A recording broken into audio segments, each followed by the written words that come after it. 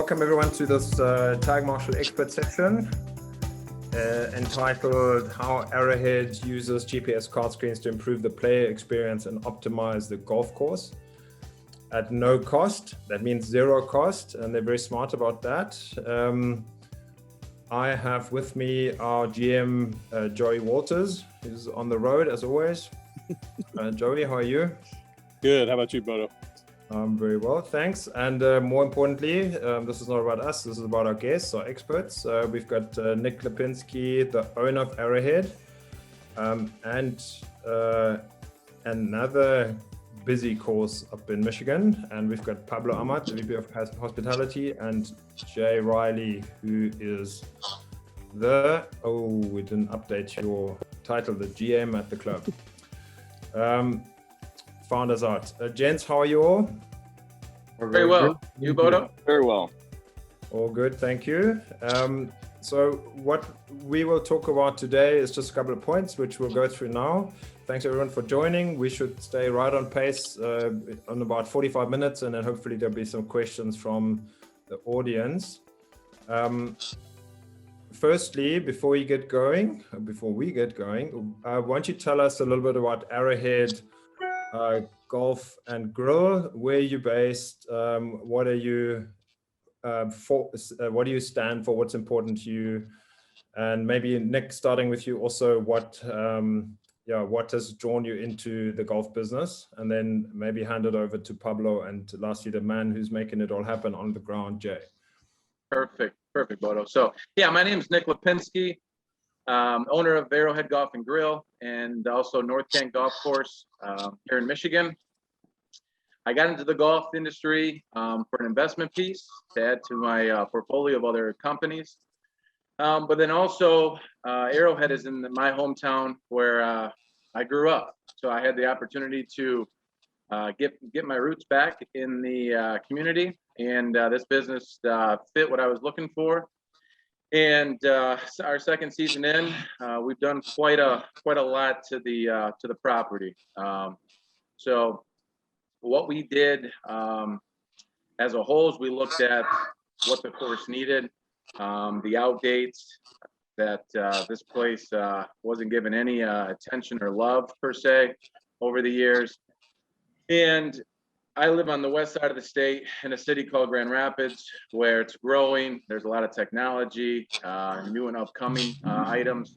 So I wanted to bring that type of stuff to the small community of Carroll, Michigan, and Arrowhead Golf and Grill.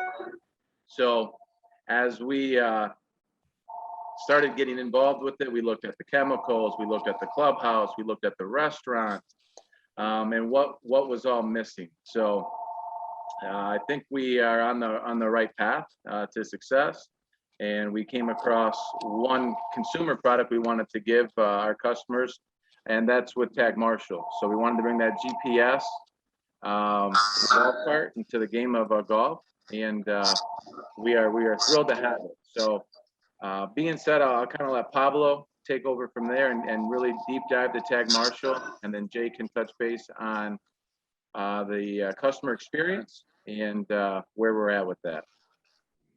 So hello everybody, my name is Pablo Amat, VP of Hospitality.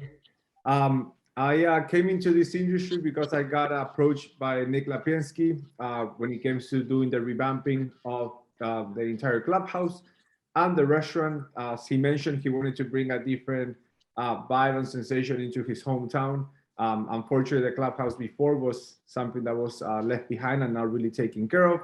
And the main goal was to bring something that was going to bring quality, a new look, a new style, and something that was really going to revamp the city itself, being that this course is 5 minutes from the main city. So Nick and Devin sat down with me, gave me what they were looking to create, what the idea was. And because of my background in the hospitality for 12 years, I was able to, working with them, create a menu, a system, a look, a concept, and that so far during the golf season has been very, very successful. My main job is always indoors. Little by little, I'm getting more acquainted with the golf side, but I will pass it to Jay Riley when it comes to the golf, because that is definitely his expertise and what we bring him on the team for. Thanks, Pablo. I am Jay Riley, general manager here at Arrowhead Golf and Grill. I am new to this industry like Nick, a year and a half. Nick and I went to school together. When he was looking at purchasing this, he contacted me and had gauged my interest. I never thought I'd ever be running a golf course, let alone a bar and a restaurant as well. It's been a learning experience for the past year and a half.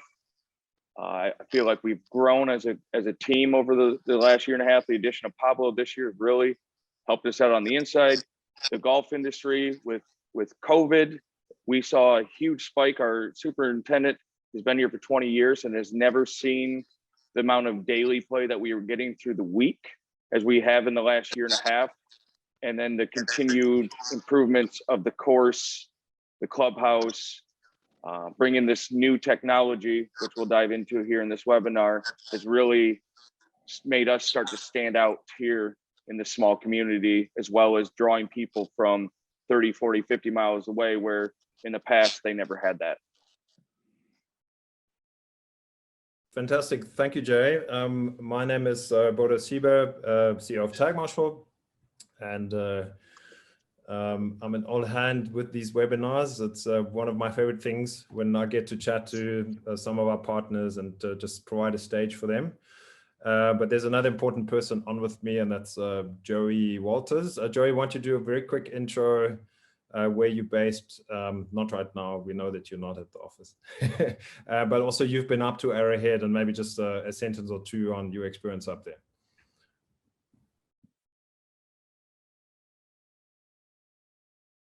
Yeah. Hi. As Bodo said, I'm Joey Walters. I'm the GM out of Atlanta for Tagmarshal. This is my first stint in the golf industry. I come from the tech and medical side. So this is a natural move for me in Tagmarshal, which I love. And I got the opportunity to go up to Arrowhead and meet Jay in person and take some rides out on the course and check out his devices and everything, and meet some of the patrons up there. And it's a great community. It's a great golf course. I would call it one of the hidden gems in Michigan for sure. And I told Jay, I'm very jealous. I wish I had this course near me. It's a type of course I would play every day. It's just a great atmosphere. They've got a great brand new clubhouse up there with a full menu. They're really doing it right in the small community there. Thanks, Joe. There's no way you're going to play any course every day. You've got things to do, remember. Too much. We're too busy. Jay, tell us a bit about your structure in terms of green fees. What do you charge on a weekday, on a weekend? Do you have any sort of membership program that you're running? Yeah, during the week, for 9 holes in a cart, we charge $20. 18 holes in a cart is $30. On the weekends, it goes to 25 and 35, respectively. We do have members. We have membership set up. We have a couple of memberships, single membership. We have a family membership. We did dive into looking into a corporate membership for some of the businesses. We did have one of them partake in that. So that's a new thing that we're still learning the process along, and then going to expand on that going forward. Got you. Nice one. Yeah, really great to see that. You being a sort of lower fee, daily fee course, are investing like so nicely into your facility, and that really speaks to the vision that you guys have. But also, as you said, the industry got a nice shot up the arm with additional play last year, right? So let's make the most of that. If you'll allow me just 30 seconds on Tagmarshal. We've been in the game now for 6 years, going at 7 years. I'm counting PGA shows here, 6, which I hope is going to happen. We have tracked what's probably 25 million golf rounds now, way over 1 billion data points, and we work with what's now 350 golf courses. We're very blessed in working with some of the very best, including Whistling Straits. That's the Ryder Cup host now in the coming days. Very excited to see them on the big screen. They are multi-year partners of ours, as are Kierwo, who hosted Phil Mickelson and some other players that we've all forgotten about earlier this year. We also work with amazing private clubs. But what they all have in common, they want to do three things: provide the best player experience, improve the efficiency at their course using technology, and obviously they're looking for revenue opportunities too. And it's amazing for us to see how much we can learn from some of these operators, but also how we have been able to add so much value into the middle of the market, right? And this is where Arrowhead's sitting. This is where most of our clubs are sitting. And this is where we believe we can make the biggest difference to golf. We're also a tech partner to the European Tour. We work with the USGA on data projects, and we're just quite nicely established now across the golf world, including really nicely growing into the US and Canada, but also we've got a few European customers. So what we want to talk to today, gents, just a quick roundup is which factors are key to creating exceptional player experiences, because we're all in this industry to create the best possible member and guest experiences, because without that, we can try as we might, our business is not going to go very far. So it's all about that. Then we want to look at why Arrowhead chose to introduce technology to their course. And Nick hinted at that a little bit already. How the players responded to the GPS tracking screens, and what's the impact on their experience, and have you benefited from the operational oversight that the system aims to provide? And then lastly, and this is Pablo's game, how is Arrowhead offsetting the cost of the GPS card screens? Because you made some smart moves here that gives you a system for free effectively, which is obviously exciting. Okay, so let's get moving. What I would like to do, because we've got quite a few people on, let's do a quick poll. And the question that I'm going to ask the guests is, from a player's perspective and yourselves working in industry, what would you say are the top 3 experience factors out of this list of, what is it, 7, including course design all the way down to value? These are not ordered in any way, they're random. What would you say are the top 3? Who wants to field that question while I try pull up a poll for everyone to do? Everyone is on the call. Make some quick clicks. You've got 3 options. Okay, who on the panel wants to have a go at what you think are the top 3 experience factors? Yeah, I can chat on that a little bit. So one, I would say course conditioning. Obviously, a golfer wants to come to a course that's well kept. The greens are quick and are in great shape, free of debris and dead grass and things of that nature. Another thing that I look at is the clubhouse and the amenities. So if I'm bringing a family to a golf course, what appeals to not just myself as a golfer, but my wife and kids, and then the overall value. So course conditioning, clubhouse and amenities, and value are my 3. Yeah, great points. Pablo, from your side, and what you've learned in the industry?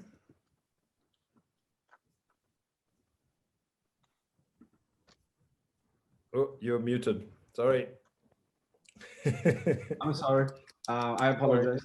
I said it depends if you're seeing it as a ownership side of a player. So if I gotta give just a player factor, I'll say course conditioning, pace and flow of play, and the third one will be value. Value. Okay. Yeah, and I think the points that you're touching on, they all lead to value, right? Because if a course is nicely conditioned and if I can get through it in a good time without waiting, and then afterwards I've got a good experience in the clubhouse, that's value. And sometimes $500 is great value, right? But your game, obviously at $35, you're providing way more value than the $35 actually costs the players. And that is amazing.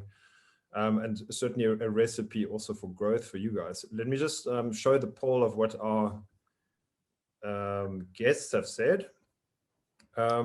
Jay, on your side, there might be some bias here towards pace and flow of play. We see course conditioning rise to 73% of the people have said that's very important. And then accessibility, tee time availability. Can I get around and do I have to play with a strange single? Jay, what you've learned in the game, also obviously a player of many years, what would you say are the top three? My top three are definitely course condition. Like Nick alluded to, you want to go to a course that's well maintained. You know, the greens are free of diseases, the approach are free of diseases. The looks is a big appeal. You don't want just hole 1 and hole 10 to look really good because they're coming off the clubhouse. You want hole 1 through 9 to all look the same and have the same type of appearance. You don't want to just give that false hope of, oh, this course looks great. So it's definitely, I've been to a couple courses this year where hole 1 and 10 look good, but then you start seeing the middle because they want you to see it from the clubhouse, where that's one thing we really prided ourselves in, keeping our course in best condition, whether it's hole 1 or hole 6 or 17, doesn't make a difference. We're doing everything for that. So definitely course conditioning. I'm big on the pace and flow of play, which obviously looking at the poll results is number 1 there. Again, like we talked before, I don't like golfing where I've got to sit and wait. You start getting in your head, you start losing that flow, the rhythm. So I hate that. So definitely pace and flow of play. And then my last one is definitely the clubhouse amenities. What are we doing when I get done golfing? If I go to a course and I come in and there's nothing there for me, well, I'm not going to stick around. Where if you come into a clubhouse that's got, you know, a nice atmosphere, the vibe is good, the food is good, you know what, you're going to stick around for another hour, 2 hours. And then you're going to go out and tell people, hey, not only did I play a great round of golf at this beautiful course, I came inside and look at the atmosphere, look at the amount of people that were here having a good time. So it's definitely, for me, those are the top three. No, 100%. So in terms of what the research says, you are spot on. Firstly, the highest ranking factor is course conditioning. That's why many budgets are at golf operations. They look at how much more can we find, how much more money can we find to throw out into our greenkeeping, because it always drives the bus, right? But very close to that is pace of play. Actually, at 74% of players saying that's critical to us as far as the USGA's broad-based research is concerned. Now, here is another little survey that was done by also for the USGA as Innovation Symposium by a company that does post-round surveys. They normally track the Net Promoter Score, which I'm sure, Pablo, you've come across having worked in hospitality for many years. Do you want to quickly explain the Net Promoter Score principle to our guests and maybe those of us who don't know it? Basically, what this chart is trying to explain is saying every single item creates a positive impact, right? And it might not sound to everybody the same, but as an overall, so first thing you do is you walk into that clubhouse, you expect to get greeted, which is the feeling welcome. You expect to have somebody feel joyful that you're coming into your business. That's something that I take a lot of pride in Arrowhead. When somebody opens the door, we really put emphasis on welcome, how's your day going? We're so happy that you came over. Are you trying to do 9, 18? Do you want to take a 6-pack with you or not? Just try to be as accommodating as you can, because really that person is spending their time to come to your course. The least that you should do is make them feel welcome and be thankful, especially what Jay was mentioning during COVID and all the struggles that people were in economically. For us, having a customer indoors was something huge. So for us, we took pride of saying thank you. After you have a great experience when you start in the clubhouse, comes the flow of your game, which will be column number 2 on your chart. That shows, okay, I had a great experience as I started, but now my flow is really not what I wanted it to be. Now I'm not as happy anymore, right? So you could get the red face or the green face, so something positive or negative. As Jay mentioned a little bit before, the flow of your play could affect you mentally, stressfully, maybe if you have plans after that, so you gotta keep going and that kind of ruin your game. So we wanna make sure none of these factors ruin the day that you took or the time that you took to come play for us. Meet on course staff, that was new to me when I saw the chart, but I think it's fantastic. I've actually been myself with Nick when we have different outings, as well with Jay. we like to get on a golf cart, just go around and be like, how's everybody doing? Is everything going good? Are you having a good time? And let me tell you, just that little question goes way farther than people believe. People get really excited. They're really happy that you're checking on them, making sure they're not.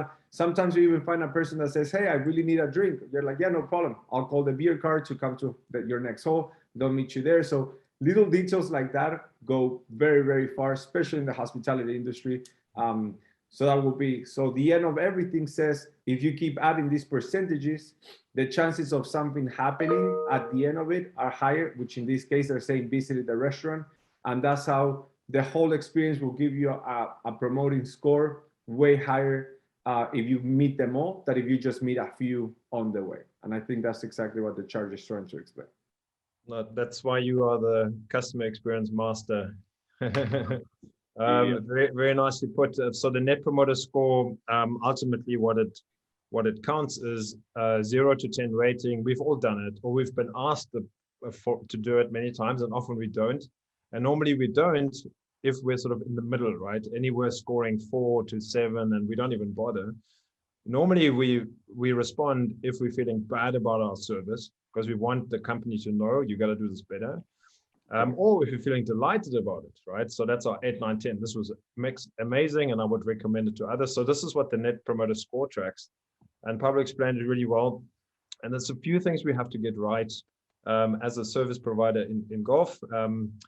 And if we don't get them right, the restaurant visits drop, which means that people are leaving unhappy, and also you're losing out on revenue, but also their Net Promoter Score drops, meaning they are not going to promote your business. On the contrary, they'll tell everyone how bad it was because we didn't fulfill what their expectations were, right? So this is just the 101 of running a golf course. None of this is new to you.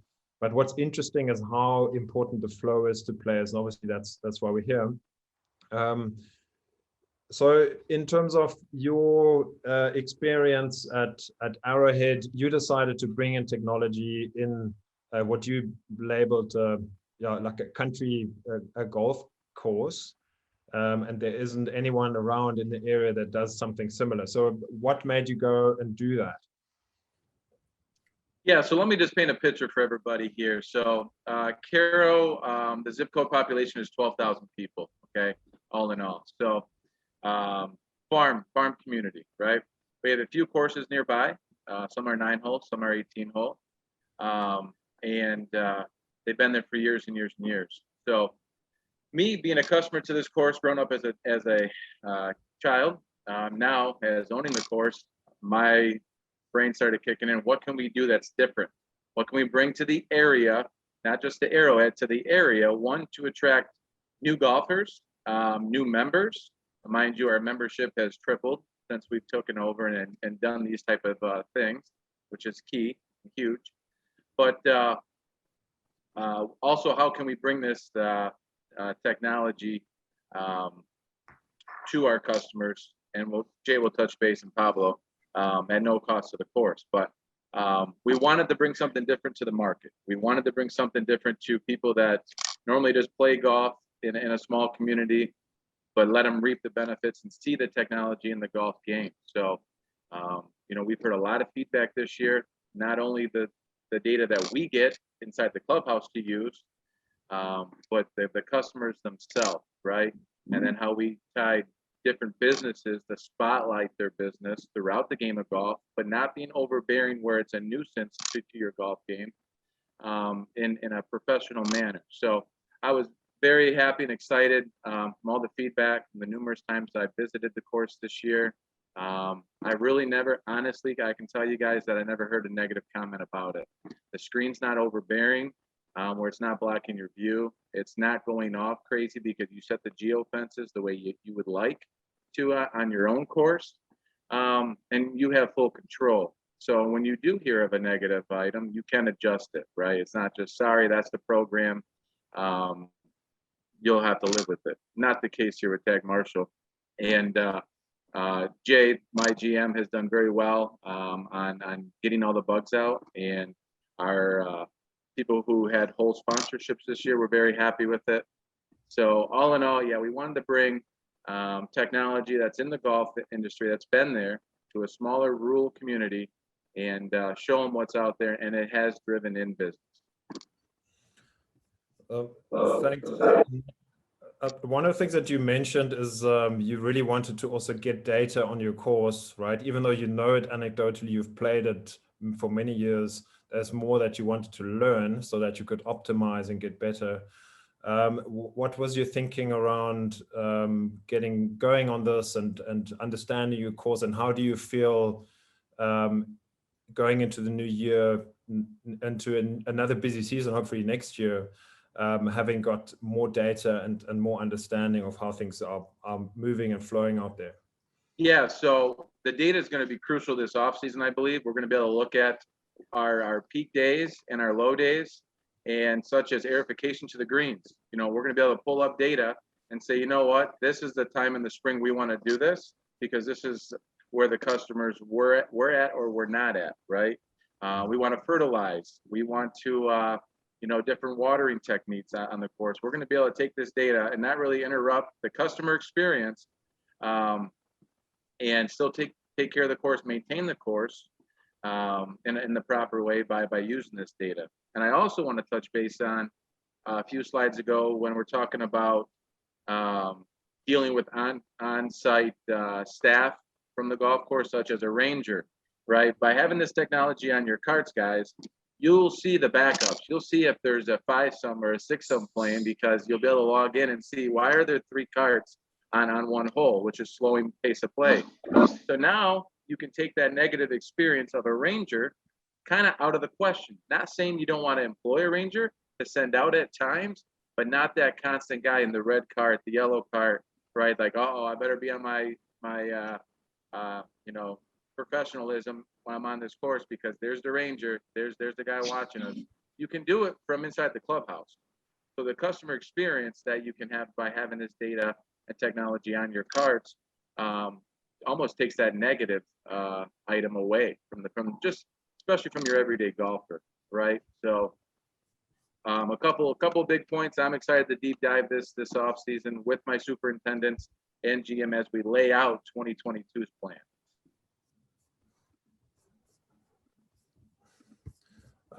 Nice. I think what you're referring to maybe something worth taking a quick look at.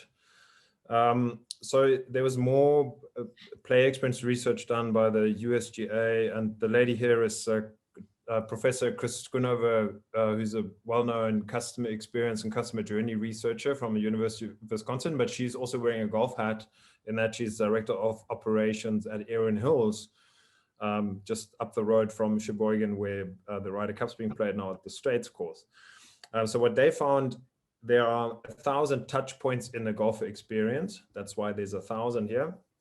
And they're all ranking in a certain way of how they influence that experience. Some might be neutral, and some might be detractors of an experience, and some might be really, really positive. So they ranked those 1,000, and it includes putting your golf bag in your boot or in your trunk as you head down to the course, driving through the gate, ordering a beer from the drinks cart. All of those things are touch points, and they found that the most negative touch points are corrective pace of play actions taken by that traditional ranger. Also, the traditional ranger marshal role is not well liked in the game. So those are things that players are saying, well, the market needs to do this differently. Interestingly enough, the conundrum is they're also saying other people's speed. Like Jay said earlier, he hates it if it gets held up, and that really ruins his game.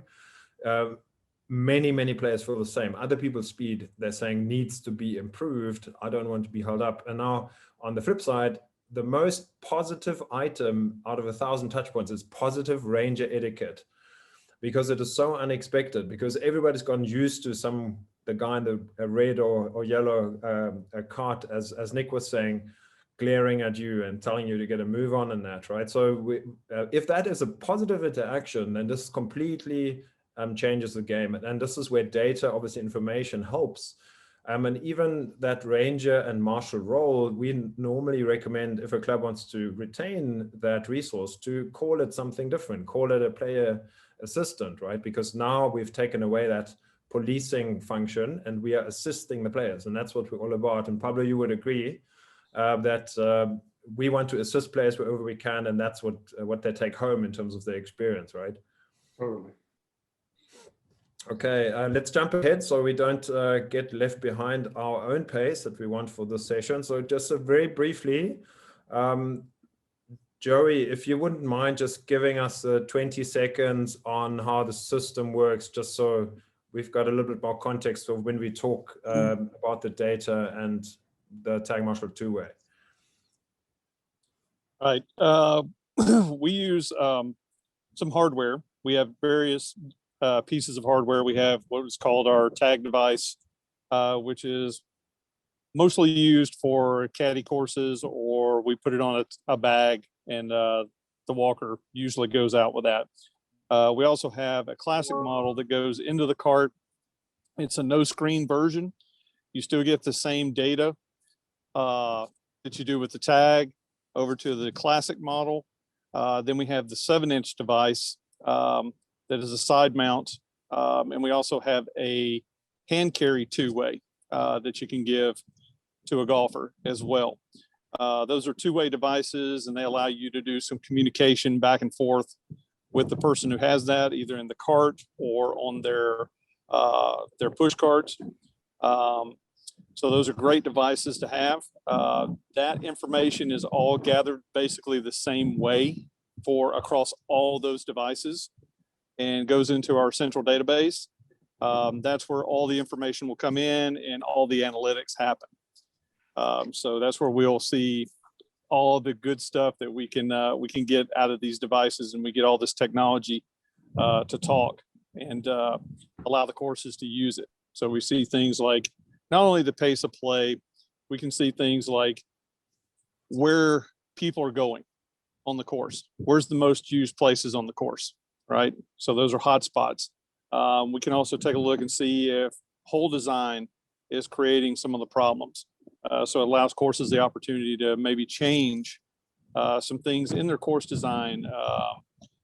One course uses this to send out beverage carts while they work through their pace of play problem. So they are, again, adding to that experience by using the technology. Thanks, Joey. So just to add to this, so the back end is what the Tagmarshal power is all about in terms of how much do you want out of it. And that's where we really help courses optimize. And we're talking about Whistling Straits. So they have over time created 3 additional tee-off times out of an already tight day because they optimized their tee sheet. And that is worth, at a club like that, obviously they're commanding a royal fee, is worth about $350,000 in additional green fees annually. And we also have $50 green fee courses that optimize like this, especially in year 2 or 3 of using the system, where they really dial into incremental improvements and just doing those little processes they're doing better because they now have data around it. And that is a game changer in terms of getting more out of your tee sheet. We want to switch back to Arrowhead and quickly ask, and Nick, you mentioned that the player experience is paramount to you guys. Pablo, this is your game, and Jay, obviously that's what you do really well every day. But what has their experience been to the club investing in this and their carts having been upgraded and them having that that range finding now at the touch of a button and getting a little bit more out of their round? What have they told you? Jay, I'm gonna let you take this one over. Okay. Yeah. Like Nick said earlier, the feedback has been nothing but amazing. At first, some of our older members were a little hesitant because, hey, it's newer technology. We're out here golfing. We don't necessarily need this screen, whatnot. But after the first month of it and them using it and then being able to see the benefits of, okay, it's telling us how far we are away, showing us the hazards and everything like that, our older members really have bought in, love the system. The outside community, our new customers that are coming from 30, 40 miles away that have never played here before are absolutely stunned to see this small town course have this technology at our hands, and for what we're using it for, they're just astonished. They love it. Again, all the feedback has been amazing. I now personally, whenever I go to a golf course, Nick and I were just at a superintendent's golf fundraiser the other day. I'm looking at the carts for the GPS because I am so accustomed to, there it is. I know exactly where it is. I know I don't even use my watch anymore. I don't need a rangefinder. It's all right there, and it is very accurate. Once the course gets, what's the word I'm looking for? Calibrated. The data there you go, calibrated. It took a good month and a half, even after we were up and running, for it to get in where it was spot on, whether I had a rangefinder or my watch telling me exactly how far it was. Now everything's within 3 yards. So it definitely is very accurate.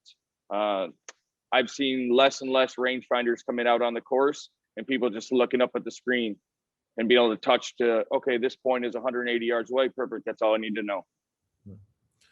Nice one. And on the left here, we're showing some geofences, which I know that you guys also set up just to keep people off certain areas. And if they do go, then it pings them a little message that and a little alert that that they have to basically acknowledge. The one thing that we don't do is we don't shut carts down, because that, from what the market research has told us, is a huge detractor to players. They hate being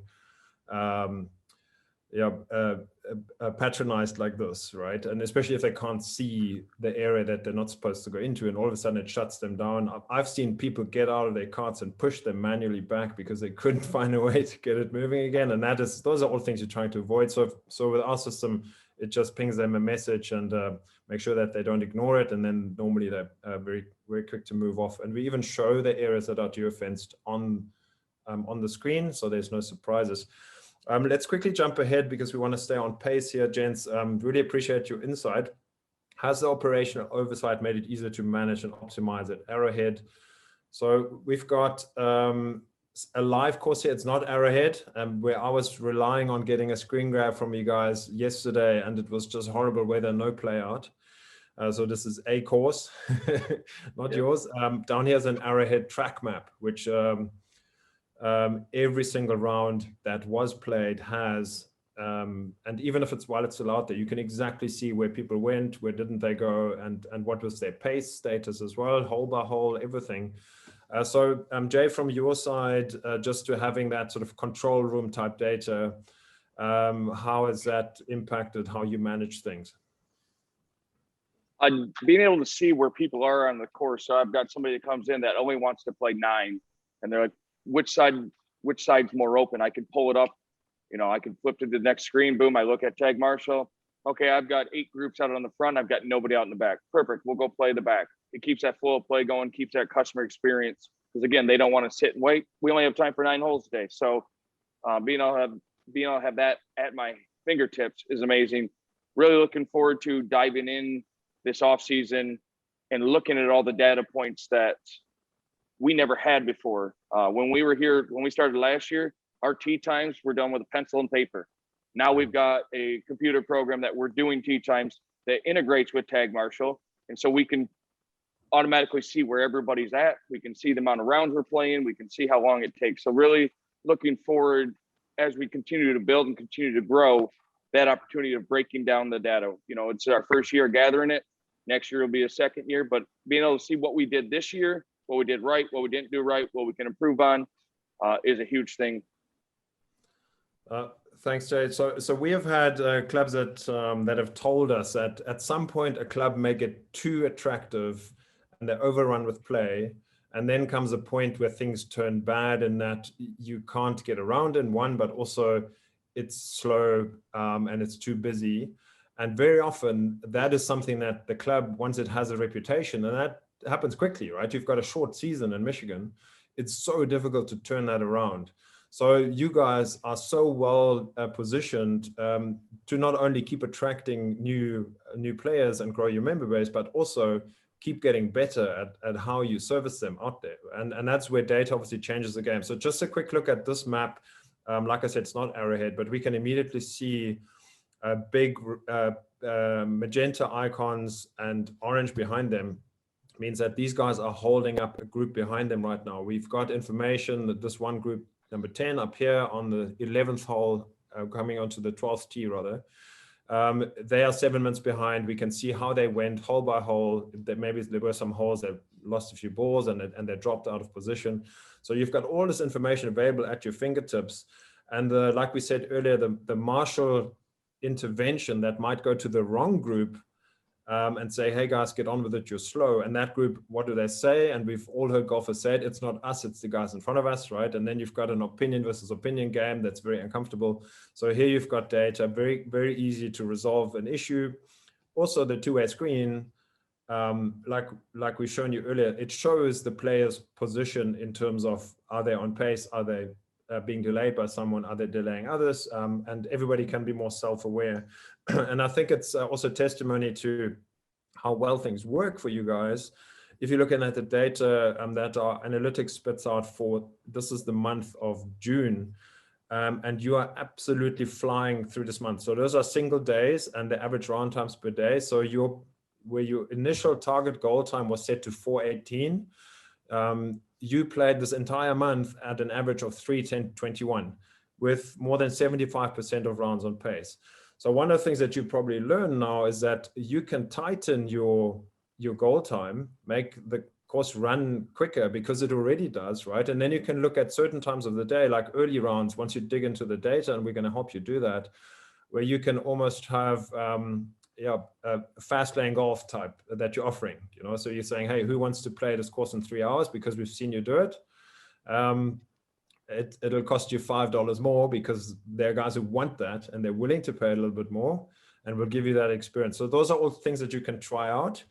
So it's not a one size fits all experience, but you can really customize experiences. And I'm sure, Pablo, you're excited about this because the more you can really pick up your players at what matters to them, and there's always a percentage of players who say, I want to go real quick so I can get to work after or whatever, the better you can service them. So this is data from June. It also shows the hole by hole trends. Some of your holes are going way quicker than you had anticipated. Some are just slightly over. And those are all things that you're going to dial into now in the off season, and it'll help you get set up for a really successful 2022. So well done for just going for it. And you've got amazing data that you can now dig into, including what Joey mentioned, which is the heat maps, where that shows where do players go, where do the carts go, where don't they go, and especially in areas where they don't go, there's savings opportunities, because why would you throw the same amount of fertilizer on an area that hardly gets any traffic? So those are sort of things that are interesting to dig into.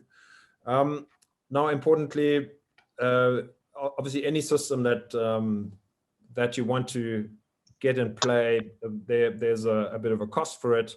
Normally what we drive is optimization value from our side. So we'll say, you give us $1 for the system, we'll give you $10 in operational value in terms of savings and generating revenue, and that is what we're bringing, right? But you have opened up another opportunity in that you got some advertising in play that literally takes care of your system cost and some.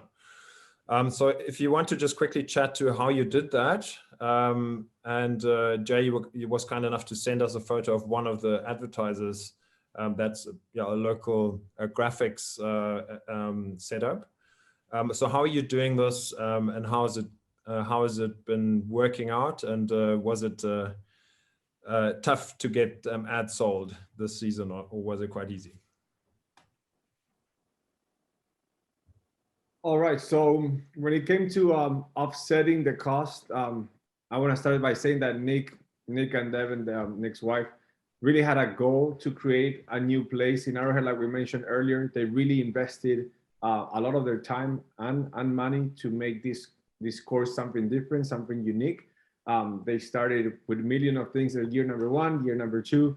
They redid the whole entire restaurant, the whole clubhouse, the whole experience of how things were gonna be set.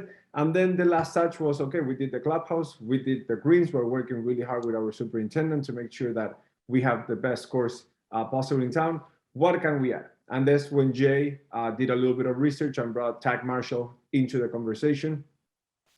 We took a look at what Tagmarshal could offer to us, and really what was the end goal for us to provide a better play for our customers. But when that happened, then of course there's a cost that it comes with Tagmarshal and to get that. And we're just thinking, how can we add this type of technology into a course that, as we mentioned, is in a smaller town that maybe sees less play than others, without really putting ourselves in an uncomfortable situation, economically speaking. And that's when we came up with the idea with advertisement. As you can see on the screen, on the bottom left, we make a sign for the person who decides to take the sponsorship of the hole, as well as it comes in your systems, as the one that you see in there, IGI Laser String Graphics, which is one of the companies that works there in town. The whole situation was very simple. Get the cost of Tagmarshal for the entire year. Based on what the cost was going to be, we divided that in 18 holes, which is our case. We have an 18-hole course, and figure out how much we needed to charge in each of our holes to create zero cost for us.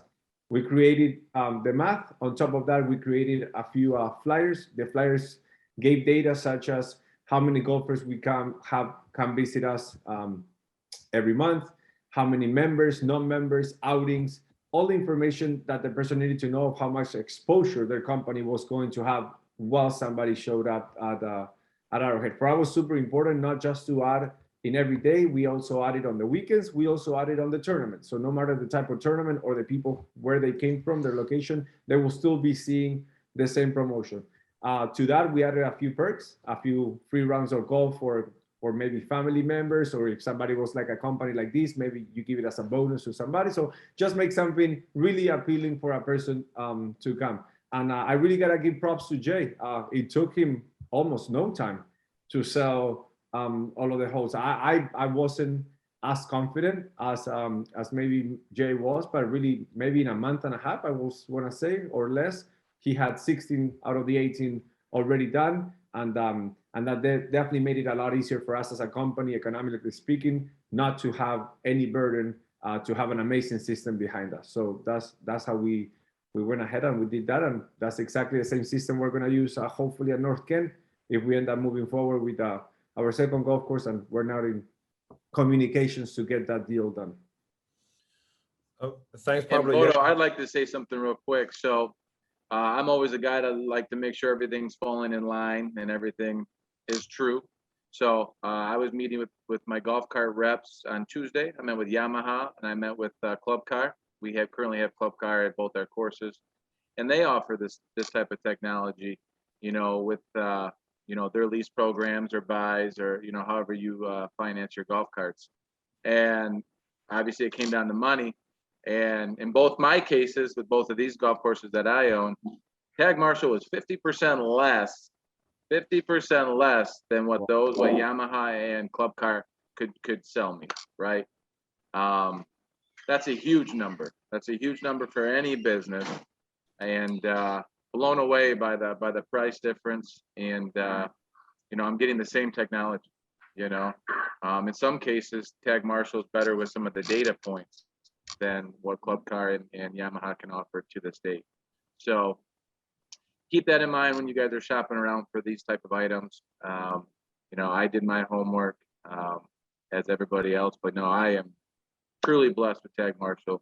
I see the future with this company and with my two golf courses, and obviously my team believes as well. So just wanted to share that. Thank you, Nick. It's very kind of you. There are some good systems out there, obviously different price ranges. So for us, it's all about the optimization side and the data, as you're saying. But we are delighted that there is this golfer value that we can add, and also that there's smart ways of offsetting costs straight off the first tee with the relationship. We are on time, I believe. Yes. 1 minute over, sorry, forgive me. But you made such great points. I've got a few questions here that have been posted. How has there been any feedback from golfers on the advertising? Are they fine with it? Or did some say it was too many ads? Or has there been any comebacks? Or was it just a case of you told them, well, you got this great tech, we didn't increase our green fees alongside that. So you got to live with a few ads and then you can have it for free. Like, how did you run? Have you come across any in terms of the advertising feedback? I would say that we didn't have anybody complain or any negative feedback. We made sure that when we figured out the size of the signs that we wanted to be on the holes, that it was nothing gonna be massive, maybe actually almost the same size as the sign that has the number of the hole. So we made sure it was nothing abrupt or that it's gonna disturb your views or anything while you're at play. And when it comes to the screen, it didn't create any issue. Actually, it created a lot of knowledge for people that didn't know these type of companies that were around the area, or the fact that they could get services that they didn't even know that existed on the town that they live. Jay mentioned before, the one tiny little issue we find was at the beginning with the geofencing. That's something very easy to fix. You mark a line where you thought it was the best, somebody passed with a card, you get an alarm or an alert, not an alarm, and then all you gotta do is just adjust that a little bit so it doesn't come. So the only negative comment we ever encountered was that the geofencing, we just got in, fixed it, got touched, and it was something very quick to move forward. But yeah, definitely was not complaining. Anything was something positive that people appreciated.